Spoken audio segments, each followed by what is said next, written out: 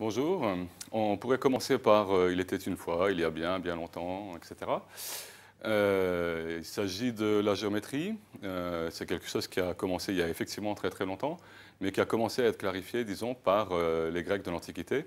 En particulier, le père de la géométrie, c'est quand même Euclide, donc, qui raconte son histoire là-dedans. Donc c'est ici où ça pourrait commencer par Il était une fois. C'est le premier livre de mathématiques, disons. Premier vrai livre de mathématiques. Il y a beaucoup de choses dedans qu'on ne fait plus tellement maintenant, avec beaucoup de définitions, beaucoup de précisions, des principes, des postulats, des propriétés, des exercices corrigés, enfin tout ce qu'il faut. Et donc c'est un livre qui a été utilisé comme manuel scolaire jusque vers le 19e siècle à peu près, avant qu'on commence à jouer avec les éditeurs, à essayer de faire systématiquement des livres nouveaux. Mais disons que c'est quand même avec ça que les mathématiciens ont été formés, pas seulement eux, mais disons qu'en particulier les mathématiciens ont été formés avec ce livre-là, quoi. Alors, la géométrie se fait sur une feuille de papier, avec une règle, un crayon. On va le faire plutôt ici, avec une feuille de papier, une règle, un marqueur.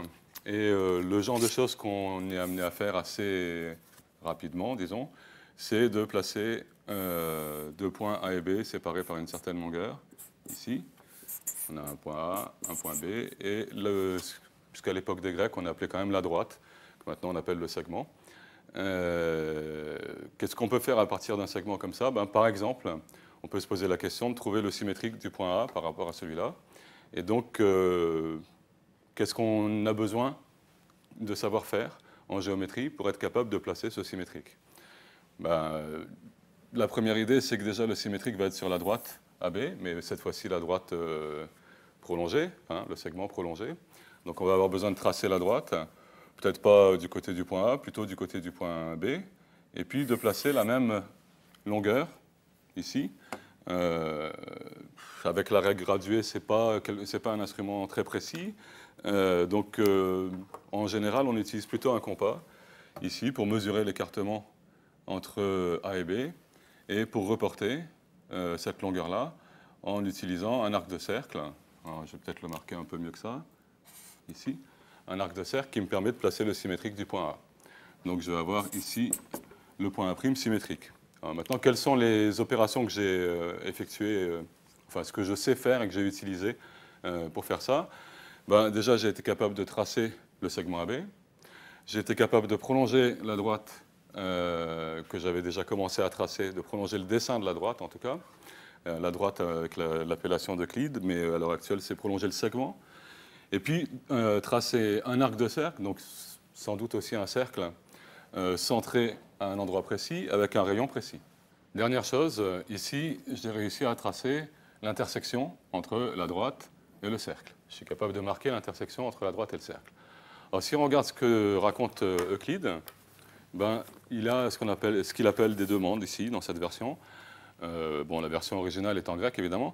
Il a des demandes, on appelle ça des axiomes, on appelle ça des postulats. La première demande, c'est conduire une droite d'un point quelconque à un point quelconque. C'est ce qu'on a fait. Deuxième demande, prolonger indéfiniment, selon sa direction, une droite finie. C'est ce qu'on a fait aussi.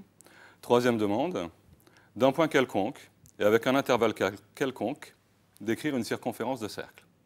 C'est aussi ce qu'on a fait. Le quatrième, tous les angles droits sont égaux entre eux. On ne l'a pas encore utilisé, mais c'est quelque chose qui est relativement raisonnable, disons.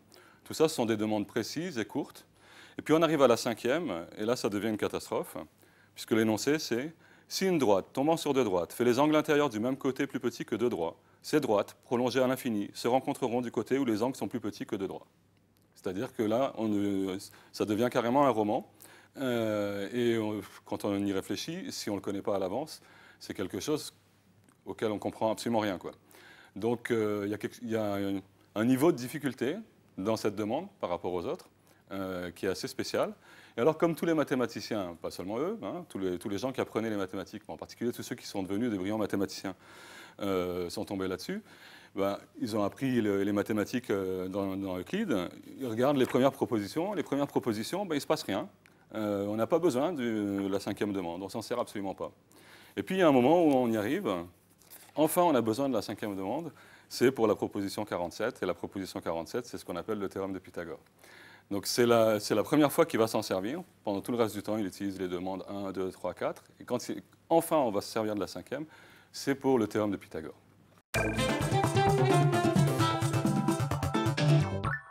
Paul Éluard disait « La Terre est bleue comme une orange ». Il n'y a qu'à faire. Hein. En fait, c'est à partir d'un mot d'enfant. La Terre est bleue comme une orange, ça veut dire la Terre est bleue, on la voit bleue, et puis elle est comme une orange. Bon, donc ça donne un raccourci qui est la Terre est bleue comme une orange. Mais c'est vrai que la Terre est a priori de cette forme-là plutôt que de la forme de la feuille de papier. Donc, ce qu'on fait en général avec une orange, c'est de l'éplucher. Comme quand on est sur la Terre, on sait aller tout droit sur la Terre.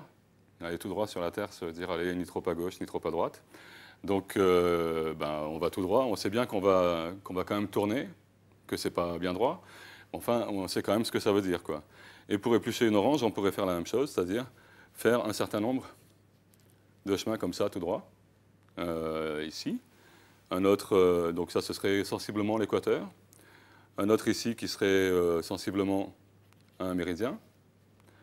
Un autre qu'on pourrait prendre à 90 degrés ici. Et finalement, on partagerait l'orange en un certain nombre de secteurs, disons. Et les secteurs en question, je pourrais en mettre 4 en haut et 4 en bas. Alors, ça, évidemment, la géométrie avec un truc qui coule, c'est pas complètement simple, mais voilà. Si on regarde, ici, j'ai un bout d'un chemin qui a été droit, un bout d'un chemin qui a été droit, un bout d'un chemin qui a été droit. C'est assez curieux parce que on voit bien que c'est assez tordu, quoi. Mais si on regarde le triangle qu'on a obtenu ici, on a un triangle qui a des bords qui sont des morceaux de cercle, hein, des morceaux de ce qu'on appelle des grands cercles à la surface de la Terre. Et c'est assez clair que entre un bord et l'autre, on a 90 degrés. Entre un bord et l'autre, on a 90 degrés. Entre un bord et l'autre, on a 90 degrés. Bon, ça se voit plus ou moins bien sur la peau de l'orange. Mais disons que ce grand triangle ici, qui est énorme, hein, puisque si on fait l'équivalent sur la Terre, ici on est au pôle Nord, ici on est arrivé à l'équateur, ici on a le méridien, par exemple, 90 degrés Est, et avec ici le méridien de Greenwich. Et finalement, on a un triangle dont les bords font ici 10 000 km, ici 10 000 km et ici 10 000 km. Donc c'est un triangle qui a trois côtés de 10 000 km de long et qui a 3 angles droits. C'est bien un triangle équilatéral, il a bien 3 angles égaux, mais les angles en question ne font pas 60, ils font 90 degrés. C'est la Terre sur laquelle on vit qui est comme ça. Donc les éléments d'Euclide, les propriétés d'Euclide, elles concernent une Terre plate et notre Terre à nous, elle est ronde. Donc il faudrait regarder un petit peu ce qui se passe, mais en particulier, quand on regarde le théorème de Pythagore, le théorème de Pythagore, ici j'ai un triangle qui a un angle droit à cet endroit-là. À cet endroit-là, j'ai un angle droit, donc en face j'ai une hypoténuse. Et théoriquement, si le théorème de Pythagore marchait, je devrais avoir 10 000 au carré, la longueur au carré de l'hypoténuse, la longueur de l'hypoténuse au carré. 10 000 au carré égale 10 000 au carré plus 10 000 au carré. Ça, c'est pas vrai.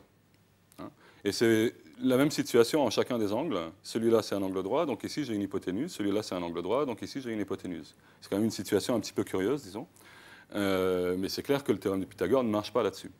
Donc peut-être que sur la géométrie de la feuille de papier, par rapport à la géométrie de la Terre, grâce à la 5e demande d'Euclide, on réussit à démontrer le théorème de Pythagore. Pour l'essentiel, ce que dit la 5e demande, c'est ça. On se donne une droite ici. On va faire les choses à main levée parce que c'est juste pour les idées. Donc je me donne une droite ici, on va l'appeler D comme droite. Je me donne un point en dehors de la droite, donc on va l'appeler M comme point, comme d'habitude. Et ce que dit Euclide, c'est qu'il passe une seule droite qui soit parallèle à la droite qu'on s'est donnée par le point M. Il n'en passe qu'une seule qui est parallèle à la droite D. Donc il la rencontre ni d'un côté ni de l'autre. Ça paraît relativement raisonnable quand on fait les choses à l'école depuis un certain temps, quoi, disons. Et donc c'est quelque chose qui s'applique dans un triangle. Une application relativement standard, c'est pour un triangle, mettons que mon triangle soit comme ça. Ici j'ai un angle, ici j'en ai un deuxième, ici j'en ai un troisième. Si j'appelle ce côté-là la base, je peux décider que ça c'est une droite donnée, une droite D donnée, que le sommet qui est en face ici, c'est un point M situé en dehors de la droite, et que je peux tracer une et une seule parallèle ici à la droite que je m'étais donnée. Donc j'applique la demande en question. Et maintenant, ici et là, j'ai deux angles qui sont alternes-internes l'un par rapport à l'autre. Donc je retrouve cet angle ici. De même, de ce côté-là, je vais avoir des angles alternes-internes.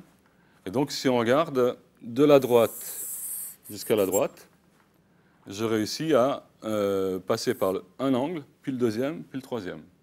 Donc les 180 degrés que j'ai ici, c'est la somme des trois angles du triangle. Ça, c'est une propriété qu'on va pouvoir mettre en œuvre au niveau de la démonstration du théorème de Pythagore et qui est fausse sur la géométrie de la Terre. Alors, on va peut-être pas continuer très longtemps avec l'orange, on va prendre un modèle qui est peut-être plus pratique, qui est celui-là. Et sur celui-là, une façon de dessiner les droites, c'est d'utiliser une règle. Alors, l'inconvénient de cette règle, si on le faisait vraiment à la taille de la Terre, l'inconvénient de cette règle, c'est qu'elle ferait quand même 40 000 km de long, donc ce ne serait pas très pratique à manipuler, il faut bien dire. Mais disons que sur un modèle comme ça, qui fait grosso modo 20 cm de diamètre, c'est quand même assez raisonnable. Et donc, si je suis le bord de ma règle ici, je vais tracer des segments. Et la situation qu'on avait ici avec l'orange, là, c'est qu'a priori, en traçant des segments à 90 degrés comme ça, eh ben, je me retrouve avec un triangle qui a trois angles droits, donc qui fait 270 degrés pour la somme des angles de ce triangle, ce qui est quand même beaucoup. Si je regarde pour un triangle quelconque,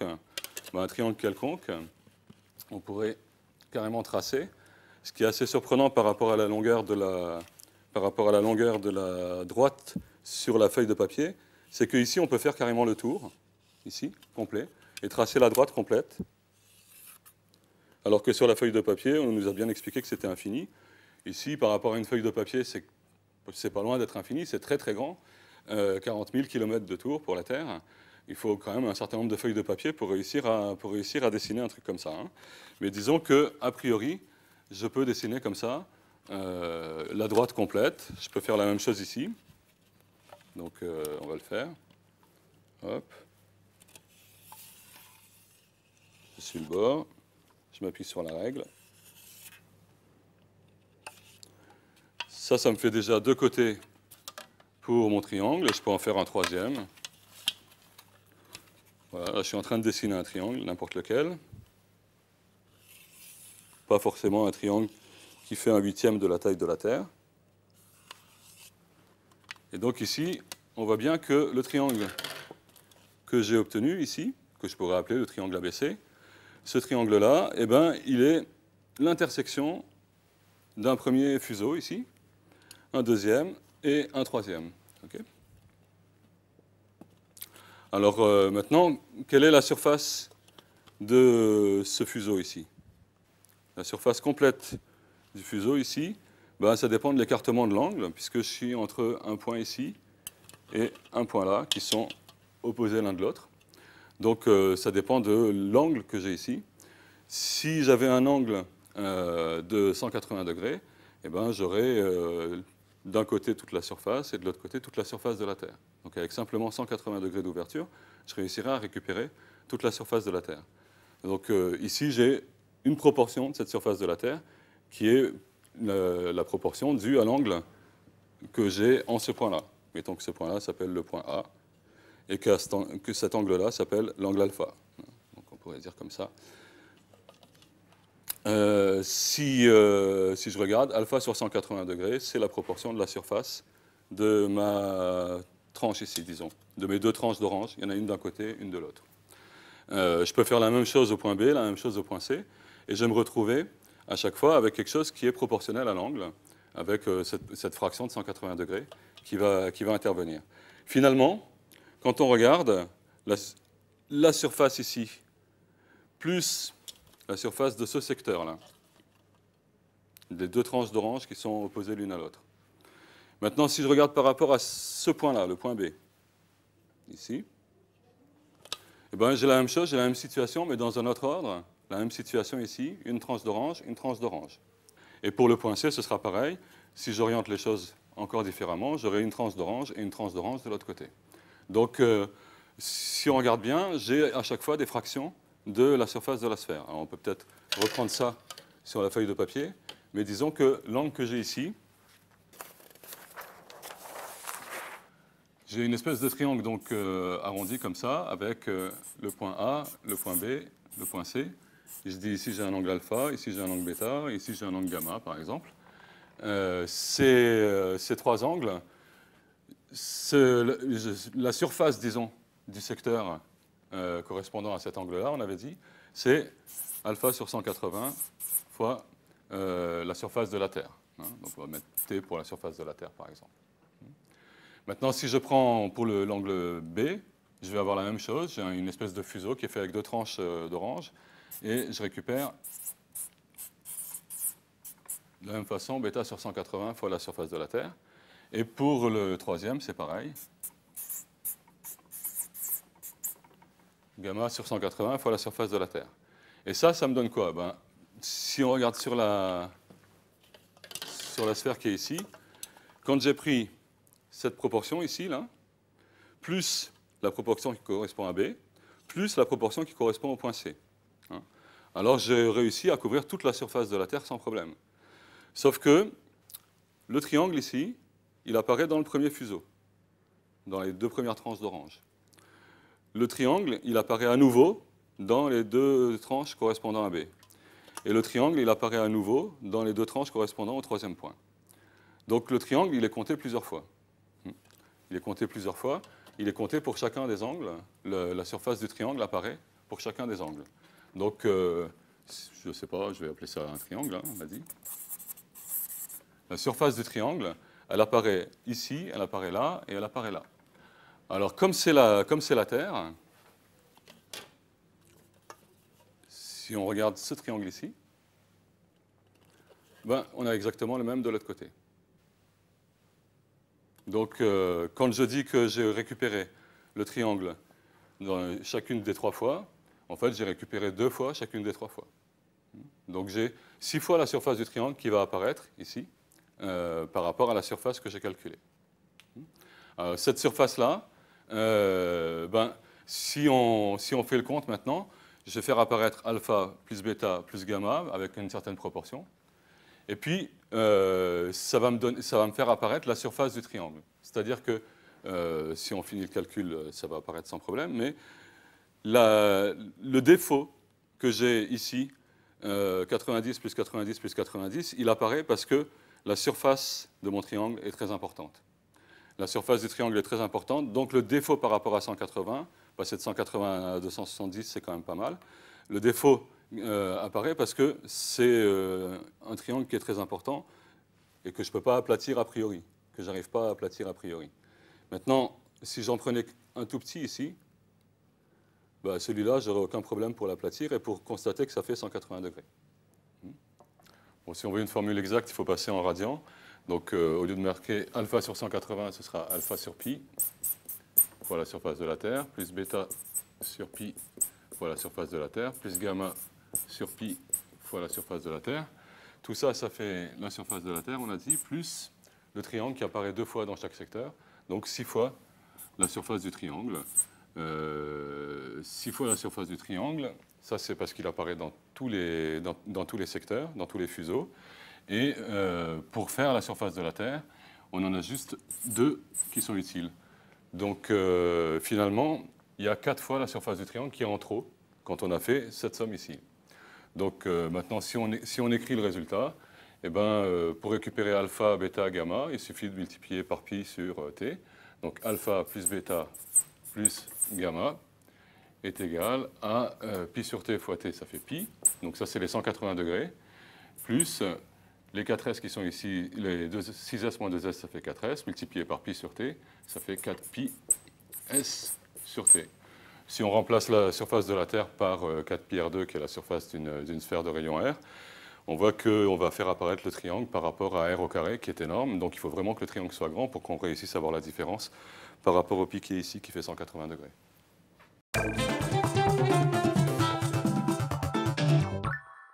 Donc cette demande à propos des parallèles, c'est quelque chose qui a suivi son petit chemin dans l'histoire des mathématiques, puisque tous les mathématiciens qui apprenaient les mathématiques tombaient sur cette demande et se disaient c'est pas possible, il faut le démontrer à partir des cas précédents, quoi.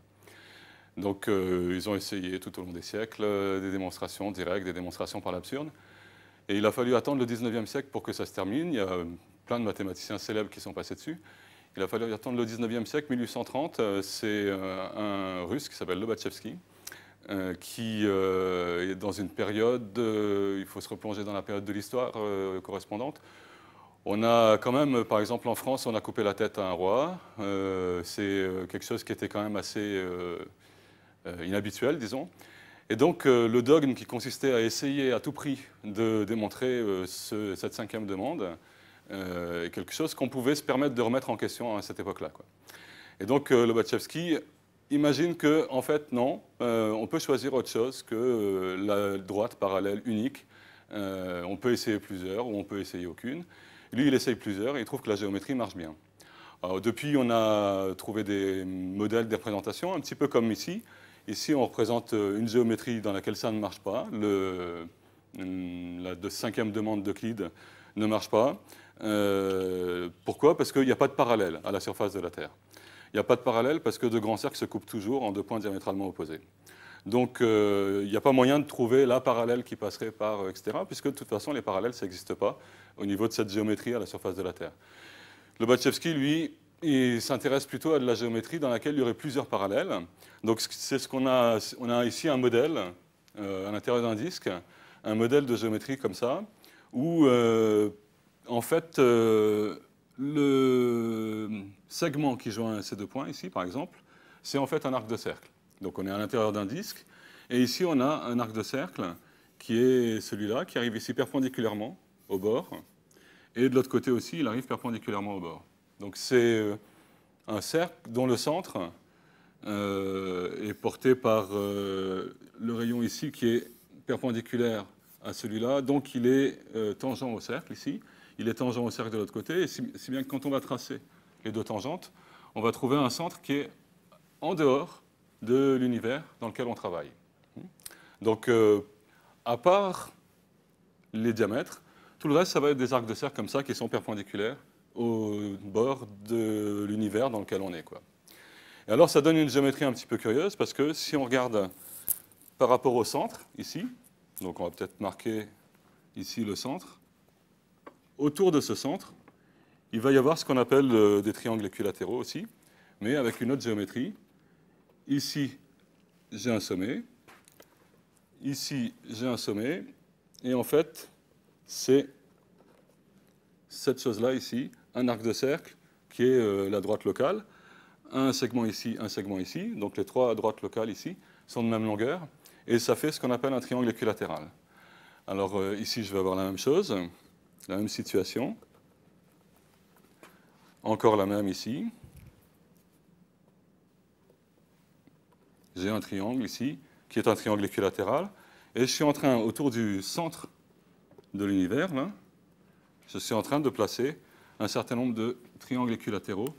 Et c'est assez atypique par rapport à ce qu'on a l'habitude de faire, parce que on en trouve 7 triangles équilatéraux autour du sommet qui est ici.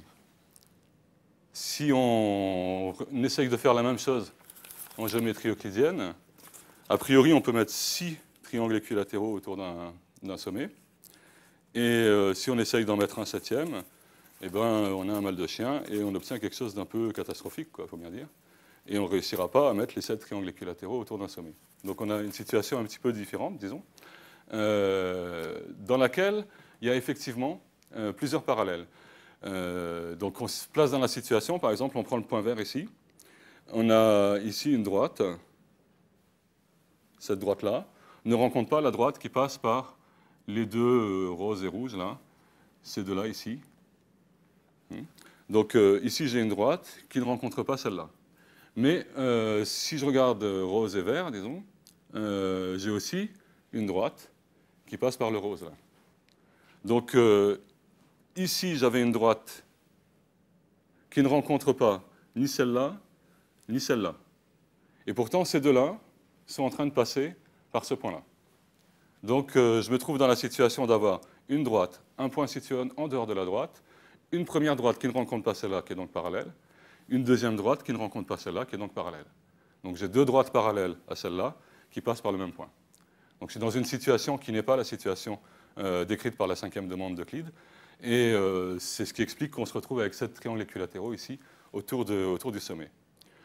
Alors bon, les géométries non euclidiennes, c'est quelque chose qui a un statut définitif depuis 1900, parce qu'il y a un mathématicien français qui s'appelle Poincaré, qui a mis un point final à l'histoire, en disant, si on réussissait à démontrer que cette géométrie-là n'est pas bonne, ça prouverait en même temps que la géométrie d'Euclide n'est pas bonne.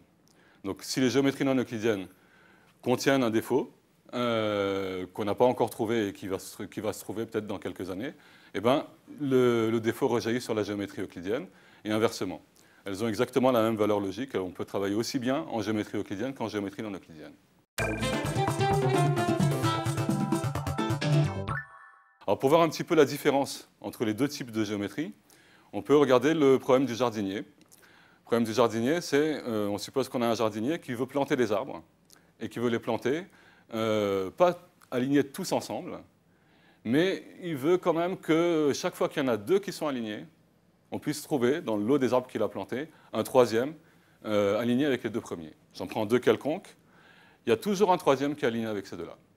Hein, deux arbres quelconques dans son ensemble doivent créer une droite dans laquelle il se trouve au moins un troisième arbre. Mais il ne faut pas qu'ils soient tous alignés sur la même droite. Alors, est-ce qu'on peut trouver une situation avec quelques arbres ou avec beaucoup d'arbres, ou est-ce qu'on est obligé d'avoir une infinité d'arbres pour réussir à avoir une situation de ce type-là? Quelle est la quantité de travail pour le jardinier, quoi, disons. Alors, sur le plan, ça mérite réflexion, ça vaut la peine d'y passer un petit moment. À la surface de la Terre, par exemple, ici, si on prend ces 3 points et les 3 de derrière, il n'y a pas besoin de prendre les 3, sinon il en suffit de 5, en fait, mais disons qu'on prend les 3. Chaque fois qu'on en a 2, n'importe lesquels, eh ben, il y en a un troisième, ici, avec lequel ils sont alignés. Donc avec seulement 6 arbres à la surface de la Terre, on réussit effectivement à vérifier, à régler le problème du jardinier, quoi, disons. À la surface du plan, classique, feuille de papier, les choses sont beaucoup plus compliquées pour essayer de trouver une situation finie, ou même une situation tout court, pas forcément finie, dans laquelle effectivement cette propriété soit vérifiée. Donc ça fait une grosse différence entre les types de géométrie, disons.